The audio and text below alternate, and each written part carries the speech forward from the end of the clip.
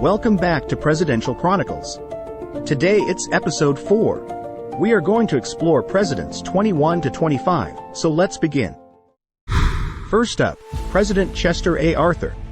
He was the 21st President of the United States. Let's get to know him. Chester A. Arthur assumed the presidency following the assassination of President James A. Garfield. He was sworn in as the 21st President of the United States in September 1881. Arthur is known for signing the Pendleton Civil Service Reform Act into law in 1883. This legislation established the United States Civil Service Commission and introduced the merit-based system for government employment. Arthur was instrumental in expanding and modernizing the United States Navy during his presidency. He signed the Naval Act of 1883, which authorized the construction of new warships and laid the foundation for the modern U.S. Navy. Chester A. Arthur often went by the nickname Chet among friends and family, which was a more informal and personable version of his name. Arthur was known for his dapper sense of style and appreciation of fine clothing. He was sometimes called the gentleman boss because of his well-tailored suits and fashionable tastes. Next up, the 22nd President Grover Cleveland. Grover Cleveland is the only president in U.S. history to serve 2 non-consecutive terms. He was the 22nd president from 1885 to 1889, and then he served as the 24th president from 1893 to 1897. During his second term, the United States experienced a severe economic crisis known as the Panic of 1893.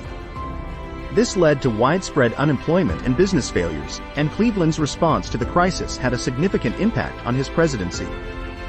Cleveland signed the Interstate Commerce Act into law in 1887, which regulated the railroad industry and is considered one of the earliest examples of federal regulation of a major industry. Grover Cleveland is the only president to have married in the White House. His wedding to Frances Folsom took place in the Blue Room in 1886. Cleveland underwent secret surgery to remove a cancerous tumor in his mouth during his second term. The surgery took place on a friend's yacht, and it was kept confidential to avoid causing panic in the financial markets. Our next president, the 23rd President Benjamin Harrison. Benjamin Harrison was a supporter of civil rights and voting rights for African Americans. He was known for advocating for federal voting rights protections and equal access to the ballot. During Harrison's presidency, the Sherman Antitrust Act of 1890 was signed into law. This landmark legislation aimed to regulate and curb the power of large corporations and monopolies, setting the stage for future antitrust actions. Harrison's administration saw the passage of several significant pieces of legislation, including the McKinley Tariff Act and the Sherman Silver Purchase Act, which had a substantial impact on the economy. Harrison and his wife, Caroline, were the first presidential family to have electricity in the White House.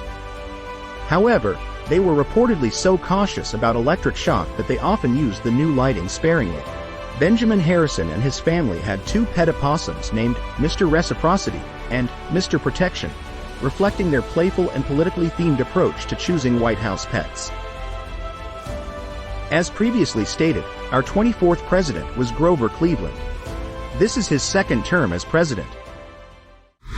On to our final president, the 25th President of the United States, William McKinley. He was shot by Leon Czolgosz, an anarchist, at the Pan American Exposition in Buffalo, New York, in 1901, and he died of his wounds 8 days later.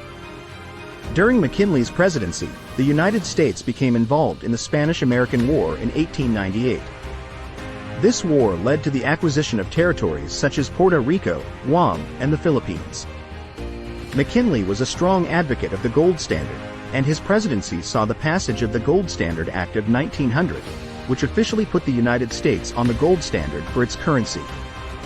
McKinley was in office when Hawaii was annexed by the United States in 1898, further expanding U.S. territories and influence in the Pacific. One of McKinley's early jobs was as a clerk in a post office in Poland, Ohio. This experience helped shape his political career, as he gained a reputation for his strong work ethic and dedication. Thanks for watching.